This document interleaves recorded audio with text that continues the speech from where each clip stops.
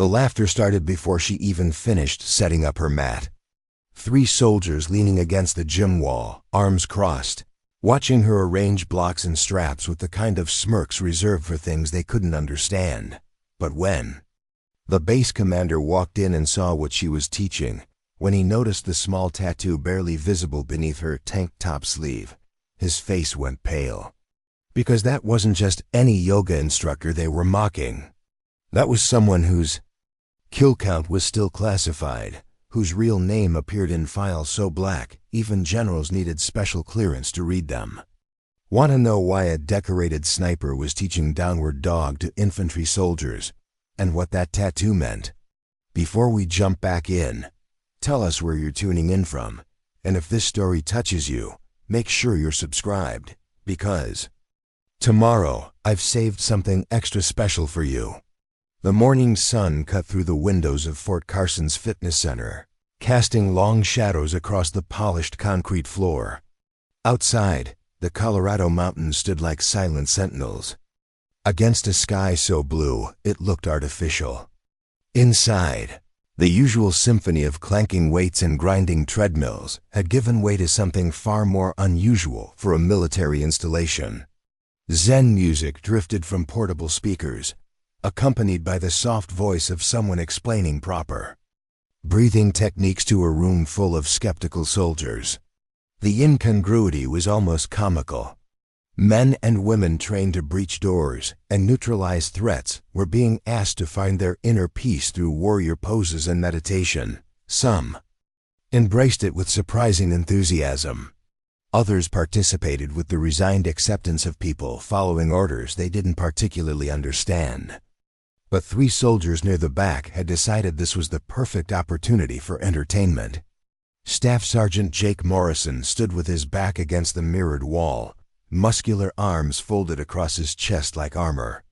He had the kind of build that suggested serious time in the weight room and serious time in combat zones, with scars along his forearms that told stories he'd never share with civilians. His buzz cut was regulation perfect, and his expression carried the particular smugness of someone who decided he was witnessing something ridiculous. Beside him, Corporal Danny Chun bounced slightly on his toes, unable to contain the energy. That made him excellent at explosive ordnance disposal and terrible at sitting still. His uniform was pristine, despite spending most of his time crawling through dangerous spaces, and his grin was the kind that suggested trouble brewing behind. Dark eyes that missed nothing. The third member of their impromptu audience was Private Elena Rodriguez, barely 22 and trying hard to project the kind of toughness she thought was expected of her. She'd volunteered for combat engineering, partly to prove she belonged in a male-dominated field, and partly because she genuinely enjoyed building things and blowing them up. Her stance mirrored Morrison's, though she had to look up slightly to meet his eye level. Together, they watched the yoga instructor move through her routine with the kind of fluid grace that suggested years of practice. She was smaller than most of the soldiers in the room, maybe 5'6" in bare feet, with the lean build of someone who prioritized functional strength over bulk. Her auburn hair was pulled back in a simple ponytail, and she wore basic athletic wear that looked like it had seen considerable use. Nothing about her screamed military. Nothing suggested she'd ever held a weapon more dangerous than a foam yoga block. She looked like exactly what she appeared to be, a civilian contractor hired to teach stress management and flexibility to soldiers who needed both but would never admit it. Morrison leaned toward his companions, his voice low enough to avoid disrupting the class but loud enough to make his point. $20 says she's never been closer to combat than a CNN documentary. Chun snorted softly. Look at her trying to get Martinez into lotus position. Dude's built like a refrigerator. This is painful to watch. Rodriguez joined in with the casual cruelty that sometimes passed for camaraderie among soldiers who'd seen too much and learned to cope through dark humor. My grandmother could probably teach better tactical breathing. At least she's been shot at. The instructor either didn't hear them or chose to ignore the commentary. She moved between students with patient attention, adjusting postures and offering gentle corrections. When Private Collins struggled with a balance pose, she provided a modified version. When Sergeant Williams complained about tight hamstrings, she suggested alternative stretches that would achieve similar results. Her voice remained consistently calm, professional, encouraging. She had the kind of presence that made people want to trust her, though none of the soldiers in the room could have articulated exactly why. There was something solid about her, something that suggested deeper currents beneath the surface of guided meditation and Sanskrit pose names. Morrison wasn't impressed. This is what passes for military training now. We're supposed to prepare for combat by pretending to be trees? His voice carried farther than intended. Several students glanced in his direction, including the instructor, who met his gaze for exactly 1 second before returning her attention to the class. No irritation, no defensiveness, just acknowledgement and dismissal in a single look. That brief moment of eye contact should have been a warning to someone with Morrison's combat experience. Should have triggered recognition of something familiar in the way she assessed threats and dismissed non-essential distractions. But Morrison was too busy enjoying his own performance to notice the details that might have saved him from what was coming. Shun had pulled out his phone and was attempting to capture video, footage of soldiers attempting poses that clearly challenged their flexibility and dignity in equal measure. This is going on Instagram. Caption contest for whoever can come up with the best roast. Rodriguez laughed, though something in her expression suggested she wasn't entirely comfortable with the direction this was taking. Come on, guys. They're just trying to help with stress management. You know how many guys are dealing with PTSD and chronic pain. Morrison dismissed her concern with a wave. There are real ways to deal with stress: range time, combat training, learning skills that might actually keep you alive when things go sideways. This meditation stuff is just feel-good nonsense for people who never had to make life or death decisions. The instructor concluded the session with a brief meditation, asking students to sit quietly and focus on their breathing. The room fell silent except for the whisper of climate control and the distant sounds of military life continuing outside. Some soldiers embraced the moment genuinely. Others sat with barely concealed impatience, checking watches and thinking about lunch. Morrison, Shun, and Rodriguez maintained their position against the wall. Observers rather than participants, judges rather than students. They watched with the detached amusement of people convinced they were witnessing something that had no relevance to their real lives. As the class ended and soldiers began collecting their mats and water bottles, conversations resumed in the casual way that marked the transition from structured activity to free time. Several students approached the instructor with questions about home practice or specific modifications for old injuries. She answered each inquiry with the same patient attention she'd shown throughout the session. Morrison decided this was his moment to make a point that had been building throughout the hour. He pushed away from the wall and approached the instructor with the confidence of someone accustomed to having his opinions heard and respected. "Ma'am," he began, his tone carrying just enough formality to sound respectful while making clear he considered this a waste of time. "Can I ask you something?" She looked up from collecting her equipment, giving him the same calm attention she'd shown to legitimate questions about yoga poses. "Of course. Have you ever been deployed? Ever been in a situation where someone was actually shooting at you?" The question hung in the air like smoke from a cheap cigar. Other conversations in the room quieted as soldiers sensed drama developing. Shun and Rodriguez moved closer, curious about how their entertainment was going to evolve. The instructor's expression didn't change. No defensive anger, no wounded pride. Just the same professional calm she'd maintained throughout the class. "Why do you ask?" Morrison interpreted her non-answer as confirmation of his assumptions. "Because I'm wondering how someone with no Combat experience thinks they can teach stress management to people who've been through real stress. I'm wondering how breathing exercises and stretching are supposed to help when you're taking fire in Afghanistan or defusing IEDs in Iraq. His voice had risen slightly, carrying to every corner of the room. A few soldiers stopped what they were doing to watch, sensing confrontation with the instincts of people trained to recognize when situations were about to escalate. The instructor set down her yoga blocks with deliberate care, movements that suggested complete control over her own reactions. When she spoke, her voice remained steady, neither defensive nor aggressive. "What kind of stress management techniques do you use?" It was a deflection, but Morrison didn't recognize it as such.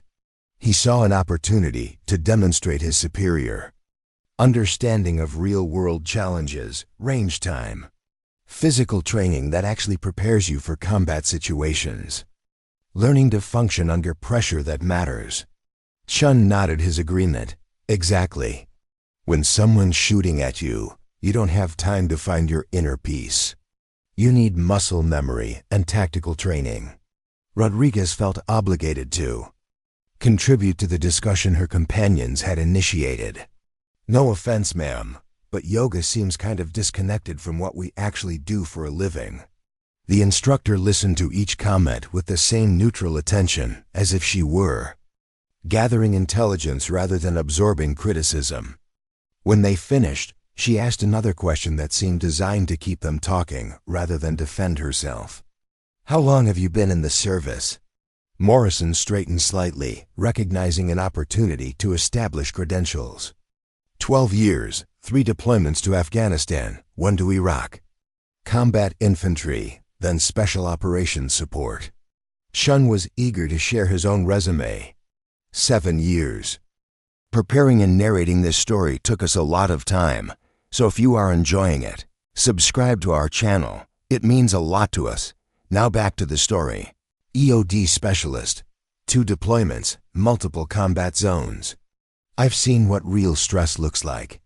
Rodriguez, despite her earlier discomfort with the direction of the conversation, felt compelled to match their contributions.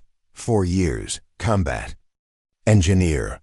1 deployment so far, but I've been in situations where people were trying to kill me. Each declaration carried the weight of genuine experience, real sacrifice, legitimate claims to understanding stress in ways that most civilians never would. They had earned the right to question whether someone who taught yoga could comprehend the realities of their profession. The instructor nodded thoughtfully, as if considering their perspectives with genuine interest. "Those are impressive service records. Thank you for your sacrifice." Something in her tone should have warned them that this conversation was about to shift in an unexpected direction. Should have triggered recognition that her questions weren't random curiosity, but systematic intelligence gathering. But Morrison, Chun, and Rodriguez were too invested in making their point to notice the subtle changes in atmospheric pressure that suggested a storm approaching. That's when Lieutenant Colonel Sarah Brennan walked into the gym. Brennan had the kind of presence that commanded attention without demanding it. Tall and lean with graying hair pulled back in a regulation bun, she carried herself with the confidence of someone who'd spent 30 years proving that competence mattered more than gender in military leadership. Her uniform was immaculate. Her bearing suggested authority earned through decades of service, and her expression indicated she was looking for someone specific. She scanned the room once, taking in the scattered yoga mats, the soldiers collecting their gear, and the small cluster of people engaged in what appeared to be a serious conversation near the equipment storage area. Her gaze settled on the instructor, and something in her expression shifted from routine inspection to focused recognition. Morrison noticed the change immediately. In his experience, when senior officers entered a room and their attention locked onto someone specific, it usually meant someone was about to have a very bad day. He glanced between the lieutenant colonel and the yoga instructor, trying to understand the connection. Brennan approached with measured steps that echoed slightly in the large space. As she drew closer, Her expression revealed something that Morrison couldn't quite interpret. Not anger, not disappointment, but something more complex. Recognition, mixed with what might have been concern or perhaps respect. "Miss Chun," she said, addressing the instructor directly. The use of a specific name landed like a physical impact. Morrison realized he'd been thinking of her as the yoga instructor throughout the entire encounter, never bothering to learn what she was actually called. The lieutenant colonel's familiarity suggested a relationship that extended beyond casual contractor oversight. The instructor straightened slightly, not to attention exactly, but in a way that acknowledged the presence of authority while maintaining her civilian status. "Colonel Brennan." Her voice carried a different quality now, still calm but with undertones that suggested familiarity with military protocol. Morrison noticed the change immediately, though he couldn't have articulated what had shifted in her tone or posture.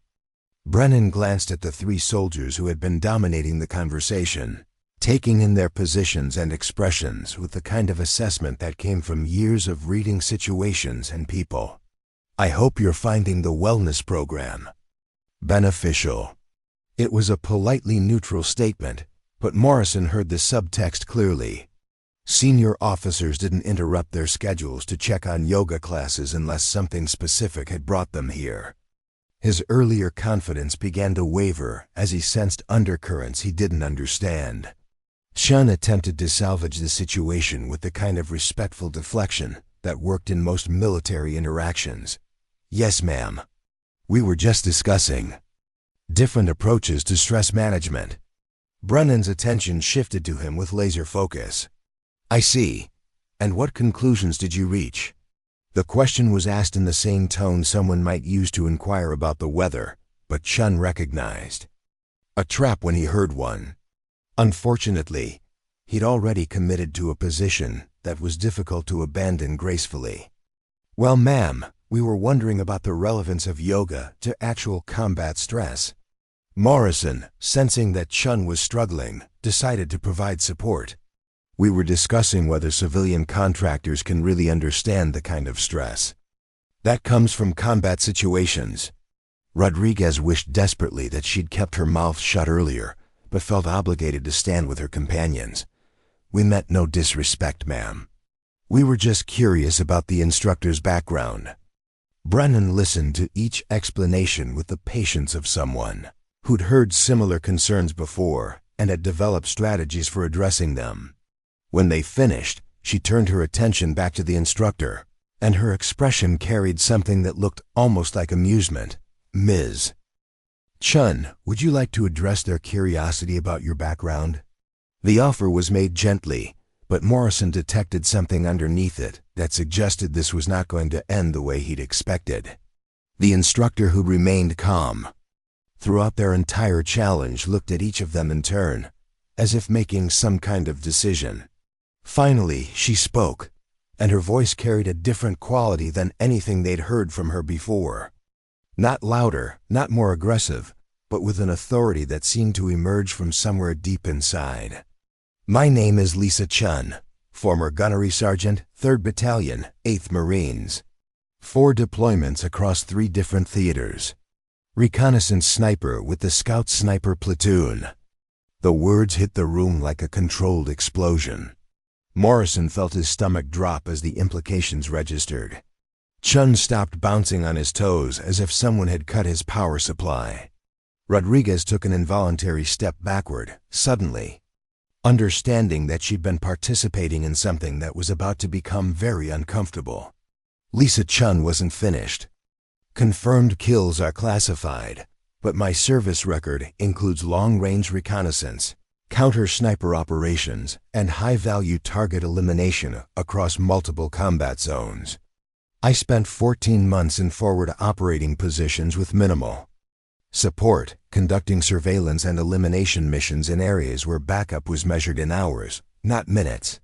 She paused, letting that information settle like dust after an explosion. Morrison tried to process the disconnect between the calm woman, who'd been teaching breathing exercises, and the combat veteran, who was describing a service record that exceeded his own by several orders of magnitude. After my discharge, I developed chronic pain and PTSD symptoms that were affecting my daily functioning. Traditional treatments weren't effective. Yoga, meditation, and mindfulness practices were what eventually gave me my life back. Her voice remained steady, professional, matter of fact. She wasn't bragging or seeking sympathy, just providing information that recontextualized everything that had happened in the previous hour. When I was offered the opportunity to teach stress management to active duty personnel, I accepted because I understand both sides of the equation. I know what combat stress feels like, and I know what recovery looks like. Lieutenant Colonel Brennan watched Morrison, Chun, and Rodriguez process this revelation with expressions that cycled through surprise, embarrassment, and dawning understanding of how badly they'd misjudged the situation. Ms. Chun holds advanced certifications in trauma-informed yoga therapy, Brennan added. She's worked with veteran populations for 5 years, specializing in helping combat veterans develop coping strategies for PTSD, chronic pain, and reintegration challenges.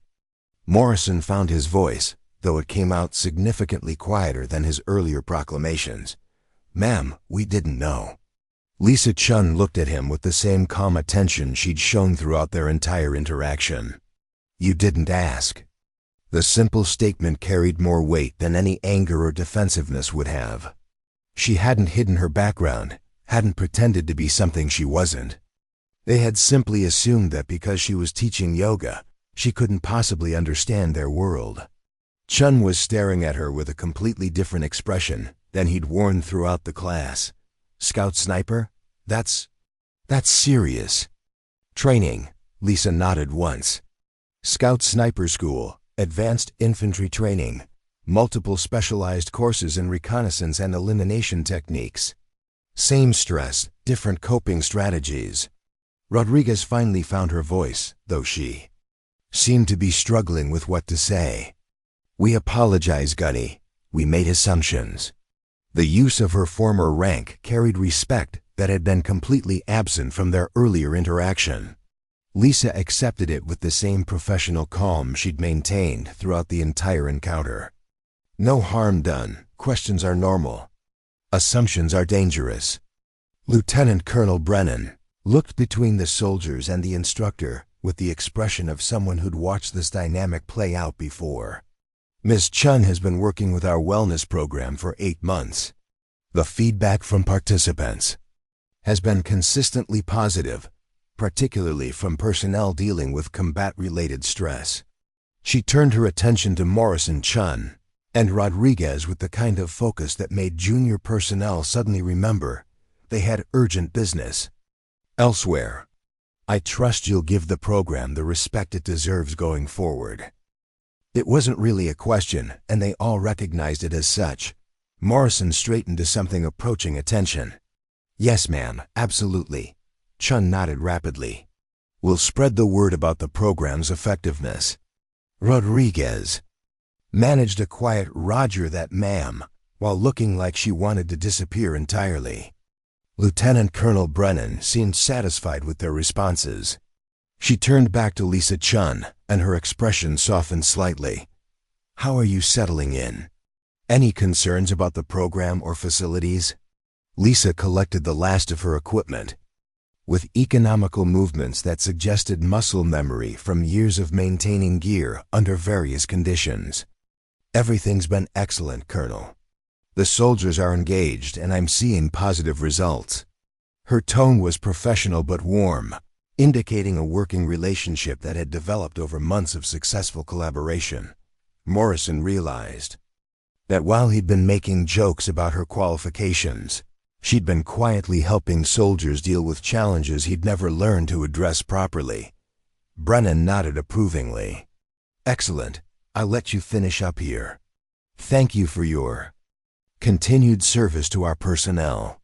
She departed with the same measured steps that had announced her arrival, leaving behind a silence that felt entirely different from the comfortable mockery that had preceded her appearance. Morrison, Chun, and Rodriguez stood in various poses of uncomfortable attention, processing the complete reversal of their understanding of the situation.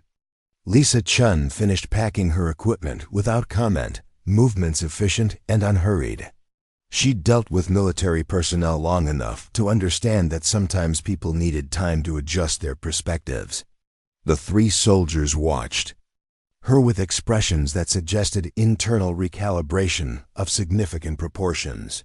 Finally, Morrison stepped forward with the kind of determination that suggested he'd made a decision about how to handle this situation. "Gunny, we owe you an apology. We were completely out of line." Lisa looked up from her equipment bag, meeting his eyes directly. "You were doing what soldiers do, questioning the qualifications of people who are trying to help you. It's not wrong to want to know someone's background before you trust them with something important." Her response surprised him. No anger, no wounded pride, just professional understanding of military culture and the legitimate concerns that drove there. Skepticism. Chun found his voice next. "But we didn't ask respectfully. We made assumptions and acted like jerks about it." Lisa's expression suggested something that might have been amusement.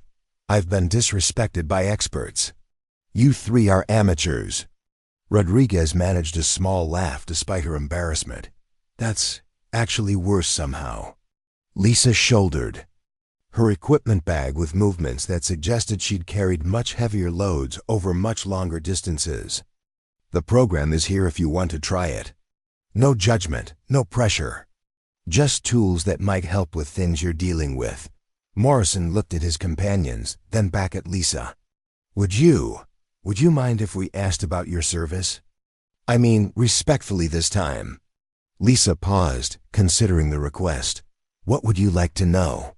Chun stepped forward slightly. "Scout sniper training. That's supposed to be incredibly difficult. High failure rate." Lisa nodded. It was challenging. Physical demands, psychological pressure, technical precision requirements. But so is most military training worth doing. Rodriguez found herself curious about aspects of Lisa's service that related to her own experiences. What was it like being a woman in that field? "I imagine there weren't many." Lisa's expression suggested she'd answered that question many times before. There weren't many women in scout sniper roles, true. But the mission requirements don't change based on gender. Either you can make the shot or you can't. Either you can maintain position for days without compromising the mission or you can't. Morrison realized he was looking at someone whose service record made his own achievements look modest by comparison. "Did you ever doubt your ability to do the job?" Lisa considered the question seriously. "Every day. Doubt keeps you sharp, keeps you focused on improvement. Overconfidence gets people killed." The conversation continued for several more minutes, with Lisa answering their questions with the same patient professionalism she'd shown throughout the yoga class. She described training that sounded impossibly demanding, deployments that made their own experiences seem routine, and challenges that provided context for understanding why someone with her background might be uniquely qualified to help other veterans deal with stress. Eventually, other soldiers who had participated in the class began to leave, and Lisa indicated that she needed to prepare for her next session. Morrison, Chun, and Rodriguez thanked her for her time and her patience with their earlier behavior. As they walked toward the exit, Chun shook his head in amazement. "Scout sniper. I can't believe we were making fun of someone who could probably kill us from a mile away." Rodriguez elbowed him. "That's not the point, idiot. The point is we made assumptions about someone based on what they looked like instead of finding out who they actually were." Morrison was quiet for several steps, processing the morning's revelations. She could have destroyed us when we were being disrespectful. Could have pulled rank. Could have embarrassed us in front of everyone. Instead, she just kept teaching her class. They reached the parking lot, where morning sun was burning off the last traces of mountain mist. The day was beginning to warm up, and the base was settling into its routine rhythm of training, maintenance, and preparation. Rodriguez stopped next to her vehicle, keys in hand. "I'm signing up for her next class. Chun looked surprised. Really? She shrugged. I've got chronic back pain from humping heavy equipment, and I've been having trouble sleeping since my deployment. If someone with her background says this stuff works, maybe I should listen instead of making jokes. Morrison considered this perspective. You know what? Me too. If nothing else, I owe her the respect of actually trying what she's teaching before I judge it. Chun grinned. Plus, now I'm curious about what other assumptions I've been making about people around here. They separated to head to their respective duties, but each carried with them a story that would change how they approach situations where their first impressions might be incomplete. Morrison would later tell friends about the day he learned that real strength sometimes looked like gentleness. Chun would remember the lesson about asking questions respectfully instead of making assumptions. Rodriguez would discover that admitting you need help was a form of courage, not weakness. Lisa Chun continued her work at Fort Carson, helping soldiers develop tools for managing stress, pain, and transition challenges. Her background remained largely unknown to most participants in her programs, exactly as she preferred it. She'd learned that healing happened more effectively when people focused on the techniques rather than the instructor's credentials. But word began to spread among the close-knit military community about the yoga instructor who understood combat stress from the inside. Soldiers who had been skeptical began attending her classes. Others brought friends who were struggling with issues that traditional military medicine hadn't been able to address effectively. Her sessions filled up with participants who came not because they were ordered to, but because they'd heard from trusted colleagues that the civilian contractor actually understood what they were going through. That she offered tools that worked. Not because she'd read about trauma in textbooks, but because she'd lived through it and found ways to heal. The morning's confrontation became a story that circulated through informal networks, a reminder that assumptions about people's backgrounds and capabilities could be dangerously wrong. It joined a collection of military folklore that helped soldiers remember important lessons about respect, judgment, and the wisdom of asking questions before making pronouncements. Lisa Chun continued her work, carrying secrets that would never appear in any official record, teaching skills that saved lives in ways that would never be measured in traditional military metrics. She helped soldiers sleep better, manage pain more effectively, and transition back to civilian life with tools that addressed both body and mind. Her tattoo remained mostly hidden beneath professional attire, visible only to those who knew what to look for.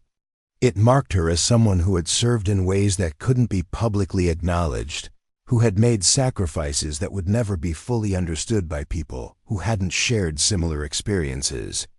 But in the quiet moments between classes, when soldiers approached her with questions about nightmares or chronic pain or the challenge of readjusting to a world that didn't understand what they'd been through, Lisa Chun provided something more valuable than credentials or recognition. She provided hope, practical tools, and the understanding that came from someone who had walked the same difficult path and found ways to healing that honored both strength and vulnerability. The story of the yoga instructor who turned out to be a decorated sniper became part of Fort Carson's informal history, a reminder that people weren't always what they appeared to be, and that assumptions could blind you to wisdom that might change your life. It joined the other stories that helped military communities remember that strength came in many forms, and that sometimes the most important battles were fought not with weapons, but with patience, understanding, and the willingness to help others find their way back to peace. The revelation about Lisa Chun's true background sent ripples through Fort Carson that extended far beyond the 3 soldiers who had witnessed it firsthand. Within hours, word had spread through the informal networks that connected military personnel across units, ranks, and specializations.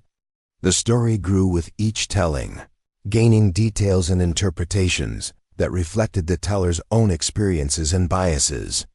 In the NCO club that evening, Morrison found himself surrounded by colleagues who wanted to hear the story directly from someone who had been there. The setting was familiar military social space, with worn furniture that had absorbed decades of conversations about deployments, promotions, and the eternal complaints that bound soldiers together across generations. Fluorescent lights hummed overhead, competing with the sound of conversations and the occasional crack of pool balls from the game area. Sergeant First Class Maria Valdez leaned forward across the sticky table, her expression skeptical in the way that senior non-commissioned officers approached any story that seemed too dramatic to be true. She had 22 years of service behind her, including multiple combat deployments and enough experience with military folklore to recognize when details were being embellished for effect. "So you're telling me," she said, pausing to take a sip from her beer, "that the woman teaching breathing exercises is actually a former scout sniper with multiple combat deployments, and none of you thought to ask about her background before deciding she didn't understand military stress?" Morrison shifted uncomfortably in his chair, still processing the morning's events and their implications for his own judgment. She looked like a typical civilian contractor. Athletic wear, yoga mats, talking about meditation and mindfulness. Nothing about her presentation suggested military background.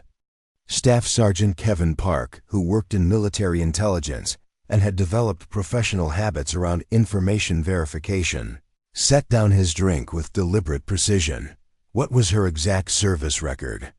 Because Scout Sniper is a specific designation with specific training requirements, and I'm curious about the details. Morrison realized he was being asked to provide information he didn't actually possess. The morning's revelation had been dramatic but relatively brief, and he hadn't thought to ask follow-up questions that would satisfy someone with Park's analytical background. She said former gunnery sergeant, 3rd Battalion, 8th Marines. 4 deployments, Scout Sniper Platoon.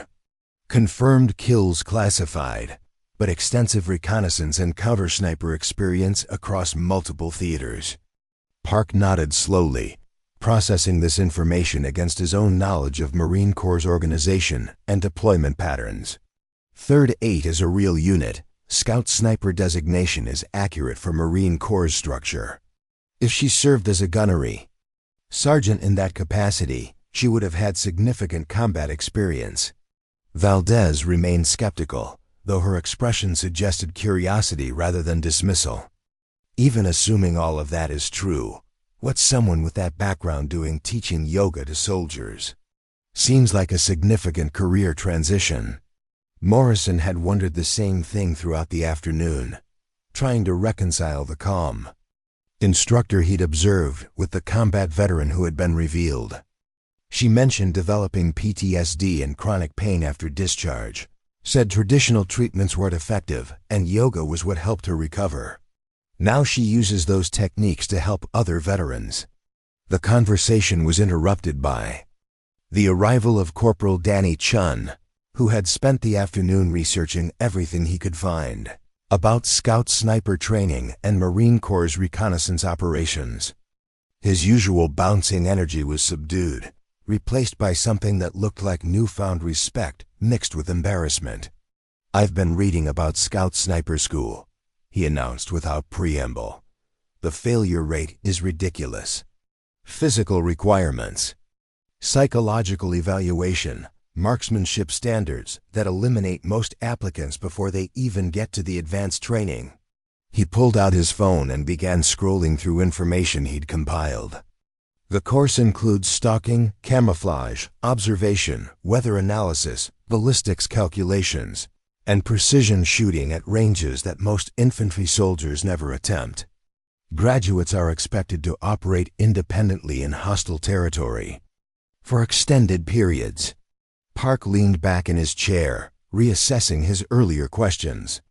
That level of training suggests someone with exceptional capabilities and significant investment from the military in their development, not the kind of person who gets relegated to teaching yoga unless there's more to the story. Valdez finished her beer and signaled for another round. Or unless teaching yoga is exactly what she wants to be doing, and we're making assumptions about what constitutes valuable work based on our own limitations. The observation hung in the air like smoke, forcing everyone at the table to consider perspectives they hadn't previously explored. Morrison realized that his morning's confrontation with Lisa Chun had exposed assumptions not just about her background, but about his own understanding of what strength looked like and how people chose to serve others. Meanwhile, in a different part of the base, Private Elena Rodriguez was having her own conversations about the day's events. She sat in the common area of her barracks, surrounded by other soldiers from her unit, who had heard various versions of the morning's story and wanted to understand what had actually happened. Private Sarah Kim, Rodriguez's roommate and closest friend on base, sat cross-legged on her bunk with the intense focus she brought to everything from weapons maintenance to personal relationships. She had joined the military partly to prove something to family members who had questioned her decision, and partly because she genuinely believed in serving something larger than herself. So this yoga instructor completely destroyed Morrison. Chun, and you without raising her voice or showing any anger? Kim asked, seeking clarification about details that seemed almost too professional to be believable. Rodriguez nodded, though she was still processing the emotional impact of having misjudged someone so completely. She just answered their questions calmly, provided information about her background, and let the facts speak for themselves. No drama, no anger, no need to prove anything. Just professional competence. Kim considered this approach against her own tendencies toward defensive responses when questioned or challenged. That takes serious self-control. Most people would have gotten angry or defensive when challenged like that. Another soldier from their unit, Specialist James Wright, looked up from the video game he'd been playing with half attention. Wright was known for his analytical approach to problems and his tendency to research topics that interested him until he understood them completely. I looked up some information about combat stress and alternative treatments, he said, pausing his game to join the conversation properly. Turns out yoga and meditation are increasingly being used in veteran treatment programs because traditional approaches don't work for everyone. He set aside his controller and turned to face the others directly. The VA has been funding research into mindfulness-based therapies for PTSD, chronic pain, and transition issues. Studies show significant improvements in symptoms that don't respond well to medication or conventional therapy. Rodriguez felt a mixture of curiosity and guilt about her morning's behavior. She mentioned that traditional treatments didn't work for her own PTSD and chronic pain. If someone with her combat experience found yoga helpful, maybe I should take it more seriously. Kim nodded thoughtfully. Plus, if she's teaching these techniques to active duty personnel, she's still serving in a way, just different from carrying a rifle. Wright resumed his game but continued the conversation. The interesting thing is how we assume that physical toughness and combat capability are incompatible with practices like yoga or meditation. But if you think about it, sniper training requires incredible mental discipline, patience, and body awareness. Maybe yoga uses similar skills. The observation prompted Rodriguez to reconsider her assumptions about what constituted appropriate military training in stress management. She had joined combat engineering partly because she enjoyed the combination of technical precision and physical challenge, but she'd never considered that other disciplines might develop similar capabilities through different approaches. Their conversation was interrupted by a knock on the doorframe. Sergeant Lisa Martinez, their squad leader, stood in the doorway with an expression that suggested she'd been listening to their discussion and had decided to contribute her own perspective. Martinez was respected throughout the unit for her combination of technical competence, leadership ability, and genuine concern for the welfare of soldiers under her command. She had deployed twice to Afghanistan in combat engineering roles and had earned her promotion through demonstrated ability rather than politics or favoritism. Mind if I join this conversation? She asked, though her tone suggested it wasn't really a request. The soldiers made room for her to sit, recognizing that Martinez rarely involved herself in casual discussions unless she had something specific to contribute. She settled into the circle with the easy authority that came from years of leading soldiers through challenging situations. I've been hearing versions of today's story throughout the afternoon, Martinez began, and I think you might be missing some important context about the wellness program and why it exists. She paused to make sure she had everyone's attention. The military has been dealing with increasing rates of PTSD, suicide, chronic pain, and transition difficulties among personnel returning from combat deployments. Traditional medical approaches work for some people, but not everyone responds well to medication or conventional therapy. Rodriguez leaned forward, recognizing that Martinez was providing information that would help her understand the morning's events in a broader context. Alternative approaches like yoga, meditation, acupuncture, and other complementary therapies are being integrated into military medicine because they're showing results where other treatments haven't been effective, Martinez continued. The program here at Carson is part of a larger initiative to provide more options for personnel dealing with service-related health issues. Kim asked the question that had been bothering several of them throughout the day. But why didn't anyone tell us about the instructor's background? Seems like that information might have prevented some of the resistance and skepticism. Martinez smiled slightly, though her expression suggested she'd expected this question. Because her background isn't what makes the program effective. The techniques work based on their own merit, not because of who's teaching them. If people only participate because they're impressed by someone's service record, they're missing the point. Wright paused his game again, intrigued by this perspective. You mean the goal is to help people develop skills that work for them personally, not to hero worship the instructor? Martinez nodded approvingly. Exactly. Lisa Chun is an excellent instructor because she understands both the techniques and the challenges that military personnel face. Her combat background gives her credibility with skeptical soldiers, but what makes her effective is her ability to teach skills that actually help people function better. Rodriguez realized that her morning's behavior had reflected not just assumptions about Lisa Chun's background, but misunderstanding about the purpose and value of the wellness program itself. She had dismissed techniques that might actually be helpful because they didn't match her preconceptions about military training. Sergeant Martinez, she said, would you recommend the program? I mean, based on your own experience and what you've observed from other soldiers who've participated? Martinez considered the question carefully, weighing her response against her responsibilities as a leader and her observations of the program's effectiveness. I've seen soldiers who were struggling with sleep issues, chronic pain, anger management, and transition anxiety make significant improvements after participating in the wellness program, she said. Not everyone responds the same way, and it's not a magic solution for serious problems, but it provides tools that many people find helpful. She stood up, indicating that she needed to attend to other duties. Rodriguez, you mentioned earlier that you've been having trouble sleeping since your deployment. Kim, I know you've been dealing with back pain from that vehicle accident. Right, you've talked about having difficulty managing stress during high-pressure situations.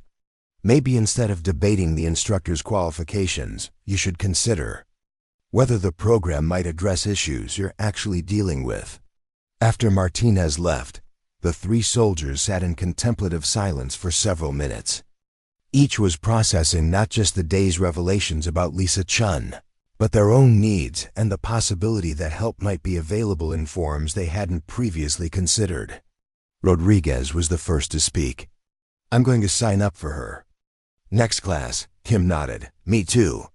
I've been putting off dealing with this back pain because I didn't want to seem weak or unable to handle my duties. But if there are techniques that might help, and they're being taught by someone who understands Military culture. Wright saved his game and set the controller aside entirely. I've been researching meditation and mindfulness practices anyway, just out of curiosity. Might as well learn from someone with actual experience instead of trying to figure it out from YouTube videos. Their decision represented a shift that was occurring throughout Fort Carson as word spread about Lisa Chun's background and the wellness program's potential benefits. Soldiers who had previously dismissed alternative approaches to stress management began reconsidering their assumptions based on new information about the instructor's qualifications and the experiences of colleagues who had participated. The next morning brought an unexpected development that would further complicate and deepen the story surrounding Lisa Chun and her work at Fort Carson. Lieutenant Colonel Sarah Brennan received a phone call in her office that required her immediate attention and would ultimately provide additional context about the yoga instructor's background and the reasons for her current assignment. Brennan's office reflected her personality and career: functional furniture arranged for efficiency, walls decorated with photographs from various deployments and awards that told the story of 30 years of military service. A large window overlooked the training areas where soldiers practice skills that might save their lives in future deployments. The caller was Colonel James Morrison, a senior intelligence officer at the Pentagon who had worked with Brennan on several classified projects during their overlapping careers. His voice carried the mixture of professional courtesy and underlying urgency that indicated official business of significant importance. "Sarah, I'm calling about Lisa Chun, the contractor working in your wellness program." Brennan settled back in her chair, recognizing that this conversation was likely to provide information that would change her understanding of her instructor's background and current assignment. "What about her, Jim? She's been doing excellent work here, and the feedback from participants has been consistently positive." Morrison's pause suggested he was choosing his words carefully, navigating between providing necessary information and maintaining appropriate security protocols. "Her assignment to Fort Carson wasn't random. We've been monitoring her progress and the program's effectiveness as part of a larger initiative to understand alternative approaches to treating service-related health issues." Brennan felt a slight chill as she recognized the implications of federal-level interest in what she had assumed was a routine-based program. "Are you telling me that Lisa Chun is more than just a qualified instructor with a strong military background?" Morrison's response confirmed her growing suspicions.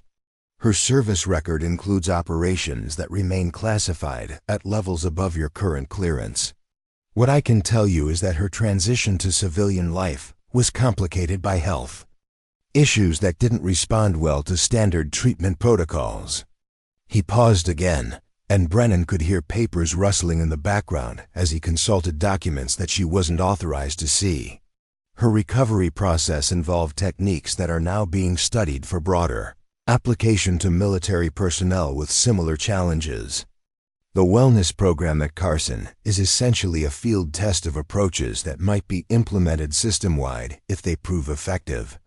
Brennan processed this information against her observations of Lisa Chun's work and the responses of soldiers who had participated in her programs. "So she's not just teaching yoga. She's testing whether these techniques can be scaled up for wider military use." Morrison's confirmation carried implications that extended far beyond Fort Carson's wellness program. "Correct. And based on preliminary data, the results are encouraging enough that we're considering expansion to other installations." The conversation continued for several more minutes, with Morrison providing additional context about the research initiatives and monitoring protocols that surrounded Lisa Chun's work.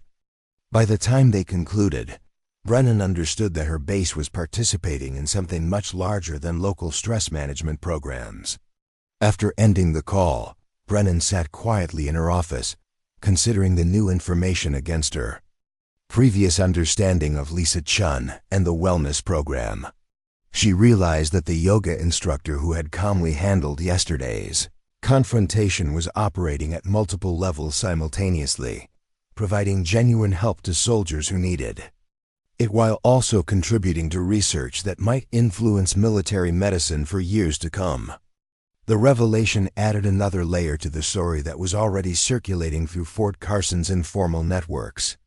Lisa Chen wasn't just a combat veteran teaching stress management techniques. She was a participant in experimental approaches to military health care that represented significant investment and interest from the highest levels of military leadership. Later that afternoon, Brennan decided to observe one of Lisa Chen's classes directly, curious to see whether her new understanding of the program's broader significance would change her perception of the instruction and student responses. The fitness center was arranged differently than it had been during the previous day's confrontation. Mats were arranged in neat rows, and the lighting had been adjusted to create a calmer atmosphere. Soft music played from speakers positioned around the room, and the overall ambiance suggested careful attention to creating an environment conducive to relaxation and focus. Lisa Chen moved through the space with the same fluid efficiency that Brennan had observed before, but now the lieutenant colonel noticed details that she had previously overlooked. The instructor's awareness of her surroundings was comprehensive but subtle, taking in every student's position and condition without making anyone feel scrutinized. Her voice carried authority that came from genuine expertise rather than rank or position. The students represented a cross-section of Fort Carson personnel, junior enlisted soldiers, experiencedn COs, officers from various branches, and civilian contractors. Their ages ranged from early 20s to late 40s, and their fitness levels varied considerably. What struck Brennan was the attention and respect that Lisa Chen commanded from this diverse group. As the class progressed through various poses and breathing exercises, Brennan observed interactions that provided insight into Lisa Chen's teaching methods and philosophy. When a student struggled with a particular position, she offered modifications that allowed participation without embarrassment. When someone asked about the relevance of specific techniques to military applications, she provided explanations that connected ancient practices to modern stress management needs. Most importantly, Brennan noticed that Lisa Chen's instruction included subtle elements that reflected her understanding of military culture and the specific challenges faced by service members. Her language incorporated familiar concepts and terminology, and her examples drew from experiences that resonated with personnel who had deployed to combat zones. During a brief break between segments, Brennan approached Lisa Chen with questions that reflected her new understanding of the program's broader significance. "Lisa, I had an interesting conversation this morning about the wellness program and its connection to larger research initiatives. Can you tell me more about the data collection and evaluation aspects of what you're doing here?" Lisa Chen's expression shifted slightly, indicating recognition that Brennan now possessed information that changed the context of their interaction. Her response reflected the careful balance between transparency and security that characterized someone accustomed to operating in classified environments. The program includes evaluation components that measure participant outcomes across various metrics: sleep quality, pain management, stress levels, and functional capacity. The data is anonymized and forwarded to researchers who are studying the effectiveness of these approaches for military populations. Brennan nodded, understanding that this explanation provided necessary information without revealing details that might compromise security protocols. "And your own experience with these techniques influenced your decision to participate in this research?" Lisa Chen paused, considering how much personal information was appropriate to share in a professional context. "My recovery process involved approaches that weren't widely available through military medicine at the time. If these techniques can help other service members avoid some of the challenges I experienced, then participating in research that might make them more accessible seems worthwhile."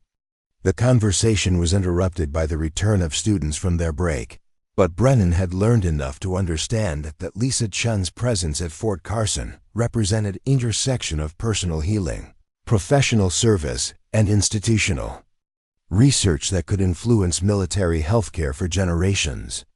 As the class resumed, Brennan continued her observation with enhanced appreciation for the complexity of what was occurring in the fitness center. Students were receiving instruction that addressed their immediate needs for stress management and physical wellness, while also participating in research that might benefit countless future service members who would face similar challenges. The morning's confrontation between Lisa Chun and the three skeptical soldiers had exposed not just assumptions about individual backgrounds, but misunderstanding about the nature and purpose of innovative approaches to military healthcare.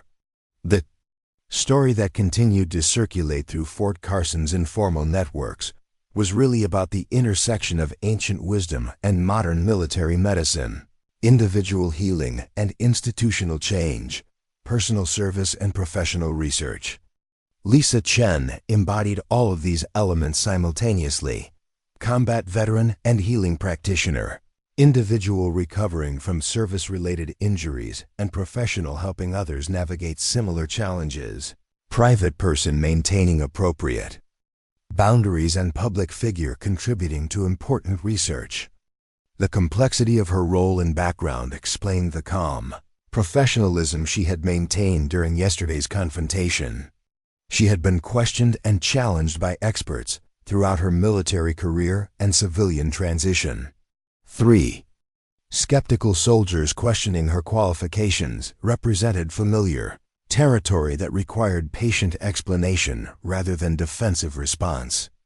As Brennan watched Lisa Chun guide students through meditation exercises designed to promote relaxation and mental clarity, she reflected on the evolution of military medicine and the willingness of institutions to explore approaches that might have been dismissed in earlier eras.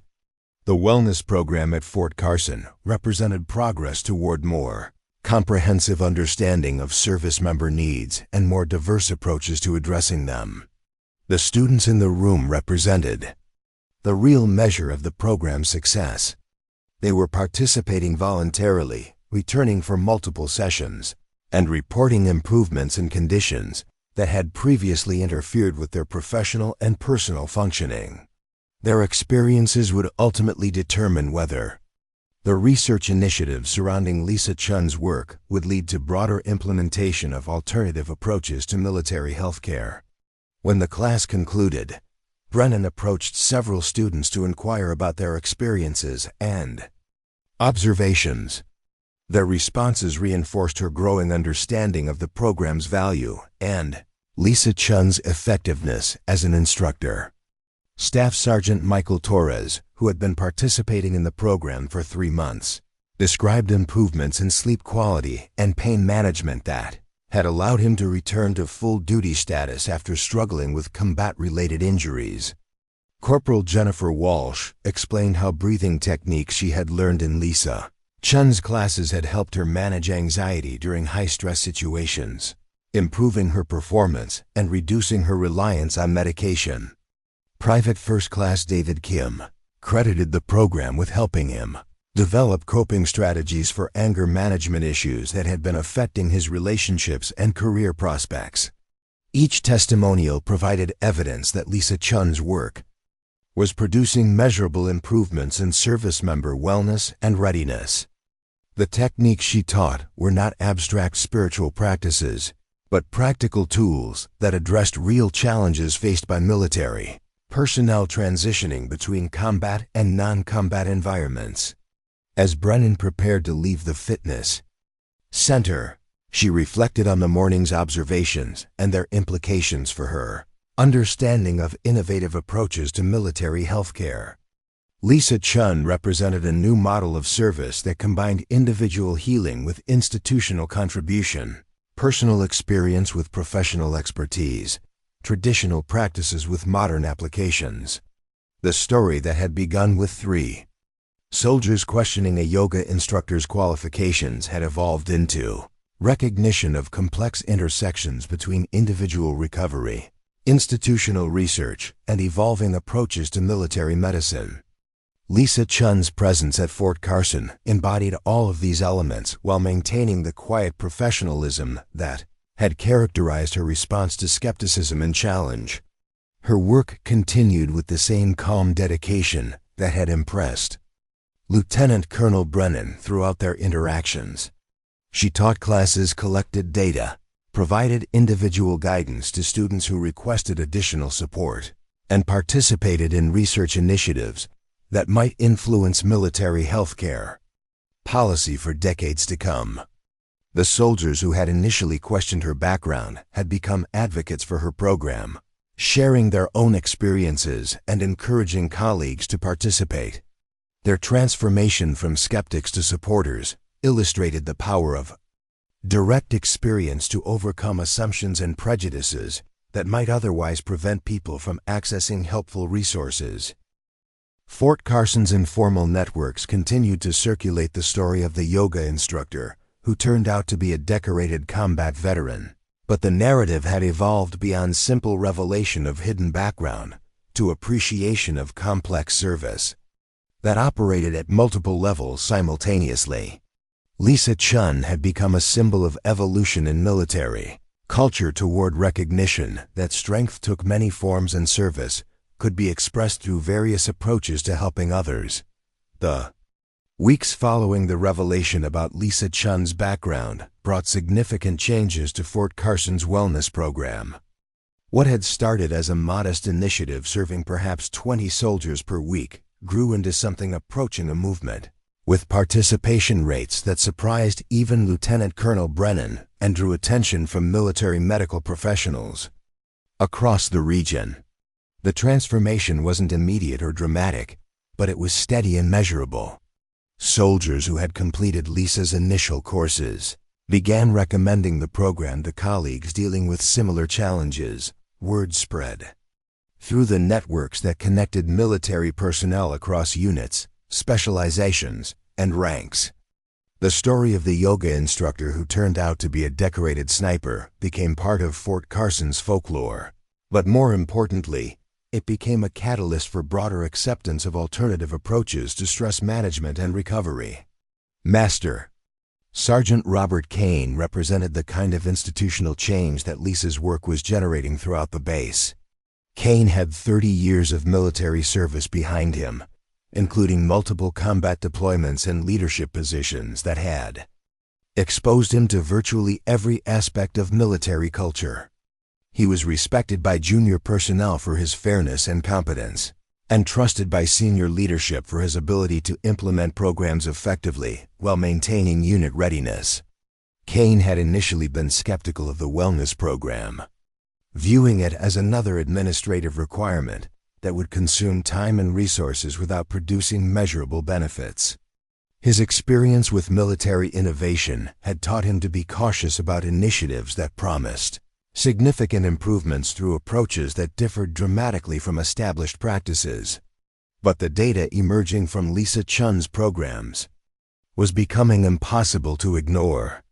Soldiers participating in the wellness initiative were reporting fewer medical complaints, requiring less medication for sleep and anxiety issues, and demonstrating improved performance on physical fitness assessments.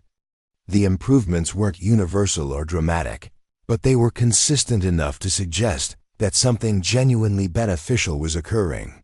Kane's direct exposure to Lisa's work came through Staff Sergeant Patricia Williams, one of his most reliable NCOs, who had been struggling with chronic pain and sleep disruption following a vehicle accident during her last deployment.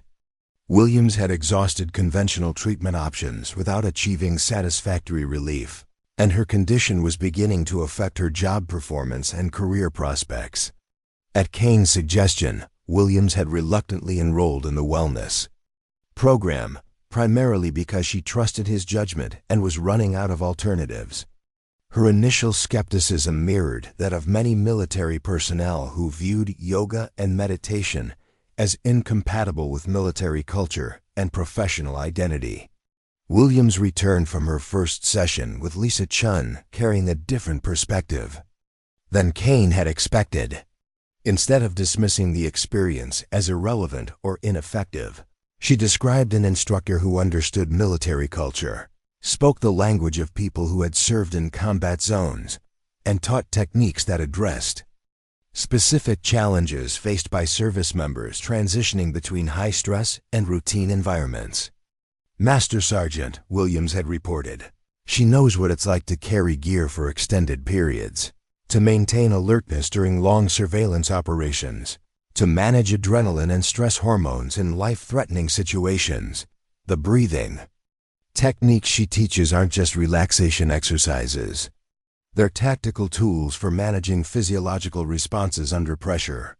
Kane listened to Williams' assessment with the attention he gave to all intelligence that might affect his soldiers' welfare and performance.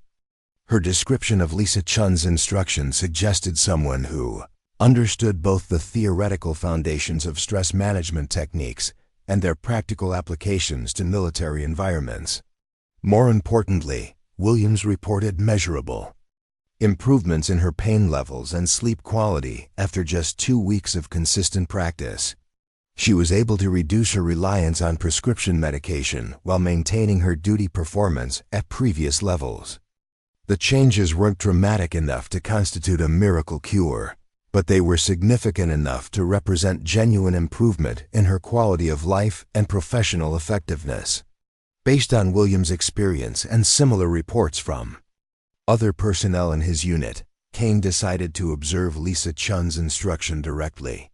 His assessment would carry considerable weight with other senior NCOs who were evaluating whether to recommend the program to soldiers under their supervision. Kane attended a morning session designed specifically for military personnel dealing with combat-related stress and transition challenges. The fitness center had been configured to accommodate approximately 30 participants, and Kane was surprised to discover that the session was fully enrolled with a waiting list for future classes. The demographic composition of the group reflected the program's growing acceptance across Fort Carson's diverse community. Junior enlisted personnel sat beside senior NCOs and junior officers. Combat veterans mixed with support personnel who had deployed to non-combat zones. Personnel from different branches and specializations had found common ground in their need for effective stress management tools. Lisa Chun entered the space with the same quiet confidence that Kane had observed in effective military instructors throughout his career. She didn't demand attention through dramatic gestures or loud proclamations, but commanded it through evident competence and genuine concern for her students' welfare. Her opening remarks acknowledged the military background of her audience while establishing the relevance of techniques that might initially seem foreign to people trained in conventional approaches to physical and mental conditioning. Good morning. I know some of you are wondering whether practices developed by ancient monks have any relevance to modern military challenges. I'm here to tell you that the skills we'll explore today address the same physiological and psychological demands that you encounter in high-stress operational environments. Kane noted that Lisa's introduction avoided both condescension toward skeptical participants and excessive deference to military authority. She spoke as a professional addressing other professionals, establishing credibility through competence rather than rank or position. As the session progressed, Kane observed teaching methods that reflected deep understanding of adult learning principles and military training culture. Lisa provided clear explanations of why specific techniques produced particular physiological effects, connecting ancient practices to modern understanding of stress response systems and recovery mechanisms. When she introduced breathing exercises designed to activate parasympathetic nervous system responses, she explained the neurological mechanisms that made these techniques effective for managing adrenaline surges and promoting rapid recovery from high-stress situations. When she guided participants through progressive muscle relaxation sequences, she described how these practices could accelerate physical recovery and improve sleep quality for people accustomed to maintaining high levels of alertness. Kane was particularly impressed by Lisa's responses to questions from participants, who were clearly testing her understanding of military operations and combat stress. When asked about maintaining situational awareness during meditation practices, she provided modifications that allowed mental relaxation without compromising alertness to environmental threats. When questioned about the compatibility of mindfulness techniques with aggressive tactical mindsets, she explained how focused attention could enhance rather than diminish combat effectiveness. Her answers demonstrated not just theoretical knowledge, but practical understanding that came from personal experience with the challenges her students faced. Kane recognized the authenticity that made effective military instructors credible to skeptical audiences. During a break between segments, Kane approached Lisa with questions that reflected his responsibilities as a senior leader, evaluating programs that might affect his soldiers' welfare and readiness. Ms. Chun, I'm curious about the long-term sustainability of the improvements that soldiers report from participating in your program. Are we looking at temporary benefits that require constant reinforcement, or skills that become integrated into people's daily functioning? Lisa's response reflected careful consideration of the question's implications for military personnel who might not have consistent access to formal instruction. The techniques I teach are designed to become self-sustaining practices that people can maintain independently. Initial instruction provides the foundation, but the goal is to develop skills that soldiers can use throughout their careers and into civilian life, regardless of their location or circumstances. Kane nodded, appreciating the practical focus of her approach. What about personnel who are deployed to environments where they might not have access to quiet spaces or predictable schedules for practice? Lisa smiled slightly, indicating that this was a question she had anticipated and prepared for. Some of the most effective techniques can be practiced in any environment, including combat zones. Tactical breathing can be used during patrol activities. Progressive muscle relaxation can be adapted for rest periods in challenging conditions. And mindfulness practices can actually enhance situational awareness rather than diminish it. Her answer suggested understanding not just of stress management techniques, but of the operational realities that would determine whether soldiers could actually use these skills when they needed them most. The conversation was interrupted by the resumption of class activities, but Kane had heard enough to understand why the wellness program was generating positive results and growing participation. Lisa Chun was teaching practical skills that addressed real challenges faced by military personnel, and she was doing so with credibility that came from shared experience and professional competence. As the session concluded, Kane remained to observe student interactions and feedback. The responses he witnessed reinforced his growing assessment that the program was producing genuine benefits for participants. Corporal James Mitchell, who had been struggling with anger management issues that were affecting his relationships and career prospects, described learning techniques that helped him recognize and manage emotional responses before they escalated into problematic behavior. Sergeant First Class Maria Santos explained how breathing exercises had improved her ability to remain calm and focused during high-pressure situations, enhancing her leadership effectiveness and reducing her reliance on caffeine and other stimulants. Private First Class Kevin Park credited the program with helping him develop better sleep habits and pain management strategies that had allowed him to maintain physical fitness standards despite chronic injuries from his deployment. Each testimonial provided evidence that Lisa's instruction was producing measurable improvements in areas that directly affected military readiness and quality of life. Kane began to understand why Lieutenant Colonel Brennan and other senior leaders were enthusiastic about expanding the program's availability and resources. Following his observation and assessment, Kane became an advocate for the wellness program. Within his own unit and throughout Fort Carson's senior NCO community, his endorsement carried significant weight with personnel who respected his judgment and trusted his evaluation of programs that might Affect soldier welfare, cane support, represented a broader shift in institutional attitudes toward alternative approaches to military healthcare and stress management. Senior leaders who had initially viewed yoga and meditation with skepticism were beginning to recognize these practices as legitimate tools for maintaining force readiness and addressing service-related health challenges. The transformation wasn't limited to individual attitude changes. Administrative support for the wellness program increased dramatically, with additional funding allocated for expanded class schedules, improved facilities, and enhanced instructor resources. Lieutenant Colonel Brennan found herself fielding inquiries from other military installations interested in implementing similar programs based on Fort Carson's preliminary results. Lisa Chun's role evolved accordingly. In addition to her direct instruction responsibilities, she began consulting with military medical professionals and researchers interested in understanding the mechanisms that made her approaches effective. Her unique combination of combat experience and expertise in alternative healing modalities made her valuable to initiatives that extended far beyond Fort Carson's boundaries. The expansion brought new challenges and opportunities that would test Lisa's ability to maintain the personal touch and individual attention that had characterized her early work at the base. As demand for her programs grew, she faced decisions about how to scale her efforts without compromising the quality and effectiveness that had generated their initial success.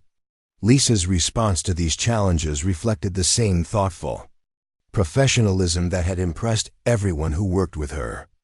Rather than simply accepting every opportunity for expansion, she developed criteria for evaluating new initiatives based on their potential to genuinely help military personnel and contribute to improved understanding of alternative healthcare approaches. She agreed to train additional instructors who could replicate her methods at other installations, but insisted on comprehensive preparation that included both technical training in yoga and meditation techniques and education about military culture and combat-related stress responses. Her goal was to ensure that expansion didn't dilute the program's effectiveness or credibility with military audiences. Lisa also began collaborating with researchers at military medical centers who were studying the physiological and psychological mechanisms that made mindfulness-based interventions effective for treating PTSD, chronic pain, and other service-related conditions. Her contribution to these studies included both practical insights about teaching techniques and personal testimony about recovery processes that had informed her current work. The research collaboration represented another dimension of Lisa's service to military communities. By participating in studies that might influence treatment protocols and healthcare policies, she was contributing to systemic changes that could benefit thousands of service members who would never participate in her classes directly.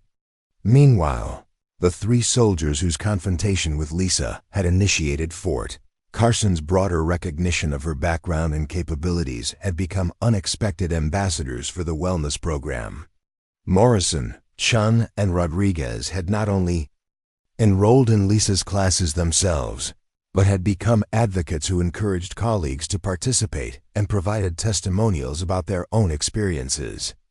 Morrison's transformation was particularly notable because his initial skepticism had been the most vocal, and his subsequent endorsement carried weight with personnel who shared his preference for conventional approaches to military training and stress management. His description of the program emphasized practical benefits rather than philosophical or spiritual aspects, making it more accessible to soldiers who might otherwise dismiss alternative approaches. These aren't just relaxation exercises, Morrison would explain to colleagues who expressed curiosity or skepticism about the wellness program. They're tactical skills for managing stress responses, maintaining focus under pressure, and recovering more effectively from high-intensity operations. The instructor is a former sniper who understands combat stress from personal experience and she teaches techniques that actually work in military environments. Chun's advocacy focused on the program's compatibility with military culture and professional identity. Having initially worried that participation in yoga classes might compromise his image as a tough, capable soldier, he discovered that the skills he learned actually enhanced his performance and confidence in challenging situations. I thought this stuff was for people who couldn't handle regular military training. Chun would tell friends who expressed similar concerns. Turns out it's advanced training for people who want to optimize their performance and recovery. The breathing techniques alone have improved my focus during EOD operations, and the stress management skills have made me more effective under pressure. Rodriguez's endorsement emphasized the program's relevance to women in military roles, who might face additional challenges related to proving their toughness and capability in male-dominated environments. Her participation in wellness activities had not diminished her credibility or professional standing, but had actually enhanced her confidence and effectiveness. I was worried that doing yoga would make people think I was soft or couldn't handle the demands of combat engineering, Rodriguez would explain to other women who expressed similar concerns. But learning these skills has made me more resilient and capable, not less. The instructor is a former combat veteran who's tougher than most of the men I work with, and she taught me techniques that have improved both my job performance and my overall quality of life. The testimonials from Morrison, Chun, and Rodriguez were particularly effective because they addressed common concerns and misconceptions that prevented many military personnel from considering alternative approaches to stress management and healthcare. Their credibility as experienced soldiers who had initially been skeptical made their endorsements more persuasive than formal program advertisements or official recommendations.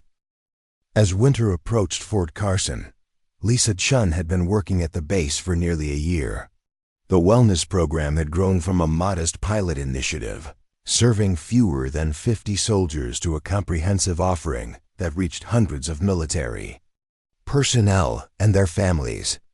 The waiting lists for popular classes extended weeks into the future, and demand continued to grow as word spread about the program's effectiveness. The anniversary of Lisa's arrival at Fort Carson provided an opportunity to assess the program's impact and plan for future expansion. Lieutenant Colonel Brennan commissioned a comprehensive evaluation that would examine both quantitative outcomes and qualitative feedback from participants, instructors, and military medical professionals who had observed the program's development. The evaluation process included surveys of program participants, interviews with military leaders whose units had been involved in the wellness initiative, and analysis of medical and administrative data that might reflect program impacts on soldier health and readiness. Lisa participated in the evaluation process by providing detailed documentation of her teaching methods, student progress records, and observations about factors that contributed to successful outcomes versus challenges that had limited effectiveness. For some participants, her contribution to the evaluation reflected the same systematic approach that had characterized her military service and civilian work. She maintained detailed records of student attendance, practice consistency, reported outcomes, and modifications that had proven effective for different populations and challenges. The data Lisa provided revealed patterns that were invisible to casual observation. Soldiers who attended classes consistently for at least 8 weeks showed measurable improvements in sleep quality, pain management, and stress responses. Personnel who practiced techniques independently between sessions maintained benefits longer than those who relied solely on formal instruction. Participants who received individual guidance for adapting techniques to their specific challenges achieved better outcomes than those who attended only group classes. Lisa's analysis also identified factors that predicted which soldiers were most likely to benefit from the program and which approaches were most effective for different types of challenges. Combat veterans with PTSD responded particularly well to breathing techniques and progressive muscle relaxation. Personnel with chronic pain showed greater improvement when yoga practices were combined with mindfulness meditation. Soldiers dealing with transition and reintegration challenges benefited most from programs that included both individual and group components. This information proved valuable not only for improving Fort Carson's program, but for developing implementation guidelines that could be used at other military installations interested in establishing similar initiatives.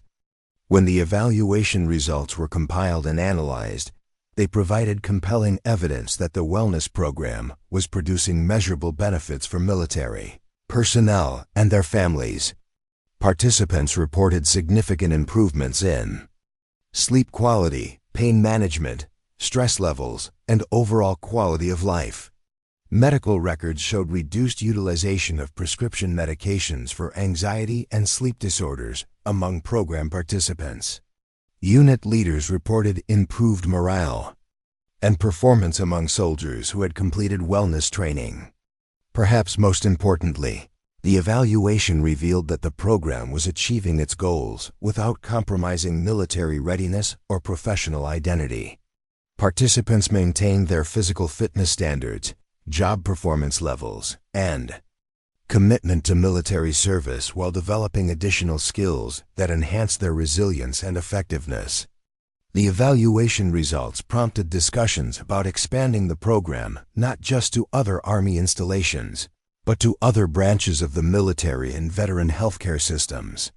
Lisa found herself invited to participate in planning sessions and policy discussions that would influence how alternative healthcare approaches were integrated into military medicine on a national scale.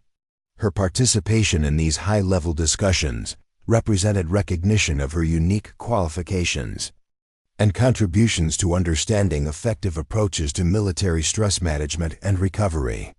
The combination of combat experience, expertise in alternative healing modalities, and demonstrated success in teaching these skills to military populations made her perspective valuable to policymakers and medical professionals who were developing new treatment protocols.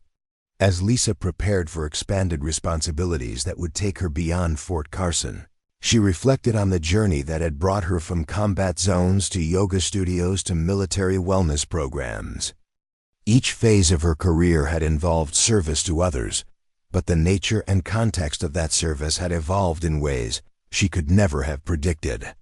Her military service had involved protecting others through precision marksmanship and tactical expertise in hostile environments. Her personal recovery had required developing skills for healing trauma and managing chronic pain that conventional medicine hadn't been able to address effectively. Her current work combined both experiences in service of helping other veterans navigate similar challenges with tools and support that might prevent some of the difficulties she had experienced. The evolution represented not just personal growth, but broader changes in military culture and healthcare that were creating space for approaches that had previously been dismissed or marginalized. Lisa's success at Fort Carson was part of a larger transformation that was making military institutions more responsive to diverse needs and more willing to explore innovative solutions to persistent challenges. Her story had become part of Fort Carson's institutional memory, joining the collection of experiences that helped military personnel understand the importance of avoiding assumptions about people's backgrounds and capabilities. The yoga instructor, who turned out to be a decorated sniper, represented lessons about judgment, respect, and the value of listening before drawing conclusions about others. But more importantly, Lisa's work represented hope for service members who were struggling with challenges that conventional approaches hadn't been able to address effectively.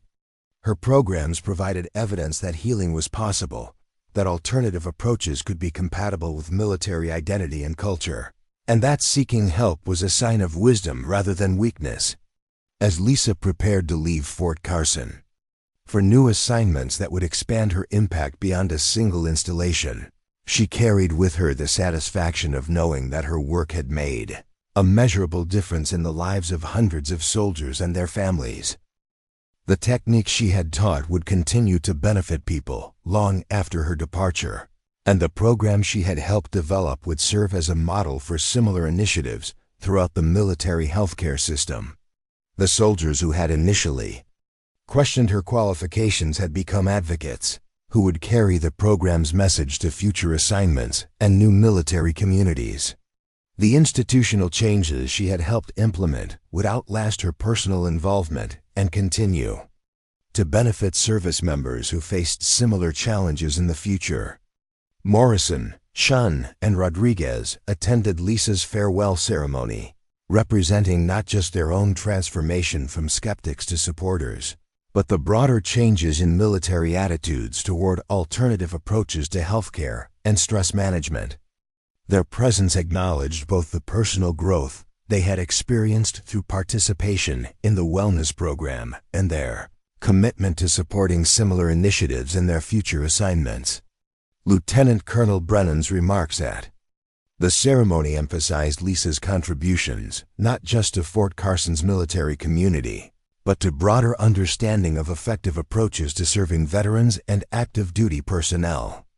Her work had demonstrated that innovation in military healthcare required not just new techniques, but instructors who understood both the methods and the populations they served. As Lisa Chun departed Fort Carson for new challenges and opportunities, she left behind a legacy that extended far beyond the classes she had taught or the individuals she had helped directly.